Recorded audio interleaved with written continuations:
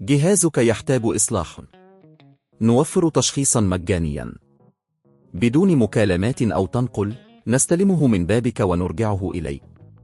قبل الإصلاح نرسل عرض السعر ونكمل بس بعد موافقتك. بسيط وشفاف واحترافي. الرابط في الوصف. مرحبا بكم في دليلنا التقني حول تغيير نظام القفل في جهاز ثيرتي M5. إذا كنت تواجه مشكلة في نظام القفل فلا تقلق، فبإمكاننا مساعدتك. في البداية دعنا نبدأ بتشخيص المشكلة. يمكنك الحصول على تشخيص مجاني لجهازك من خلال زيارة أحد مراكز الخدمة المعتمدة أو الاتصال بنا لنقوم بترتيب زيارة منزلية.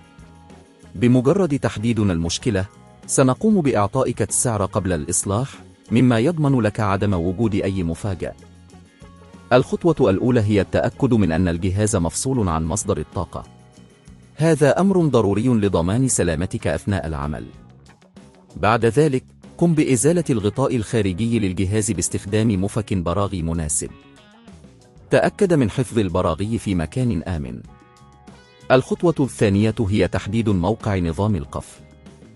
عادة ما يكون هذا النظام في الجزء السفلي من الجهاز. ابحث عن أي علامات أو دلالات تشير إلى نظام القفل. إذا كان لديك دليل للمستخدم فقد تجد فيه معلومات تفصيلية حول موقعه. بمجرد تحديد موقع نظام القفل قم بفحصه جيدا. تحقق من أي أجزاء مكسورة أو تالفة، حيث قد تحتاج إلى استبدالها. إذا كنت غير متأكد من سلامة الأجزاء يمكنك دائما طلب المساعدة من فني مختص. الخطوة الثالثة هي إزالة نظام القفل القديم. استخدم المفك لإزالة البراغي التي تثبت النظام في مكانه. بعد إزالة البراغي يمكنك سحب نظام القفل بلطف.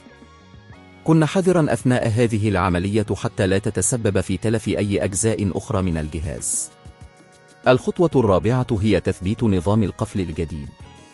تأكد من أن النظام الجديد متوافق مع جهازك. قم بتثبيته في نفس المكان الذي كان فيه النظام القديم، وتأكد من إحكام البراغي بشكل جيد. بعد تثبيت النظام الجديد يمكنك إعادة تركيب الغطاء الخارجي للجهاز. تأكد من أن كل شيء في مكانه قبل توصيل الجهاز بمصدر الطاقة. الخطوة الأخيرة هي اختبار النظام الجديد. قم بتشغيل الجهاز وتحقق من أن نظام القفل يعمل بشكل صحيح. إذا واجهت أي مشاكل فلا تتردد في الاتصال بخدمة العملاء للحصول على المساعدة. نحن نقدم أيضا خدمة الاستلام من المنزل، مما يعني أنه يمكنك إرسال جهازك إلينا إذا كنت غير قادر على إصلاحه بنفسك.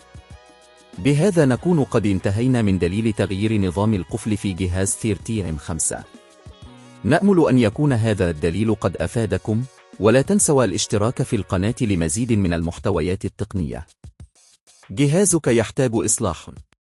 نوفر تشخيصا مجانيا بدون مكالمات أو تنقل، نستلمه من بابك ونرجعه إليك. قبل الإصلاح نرسل عرض السعر ونكمل بس بعد موافقتك.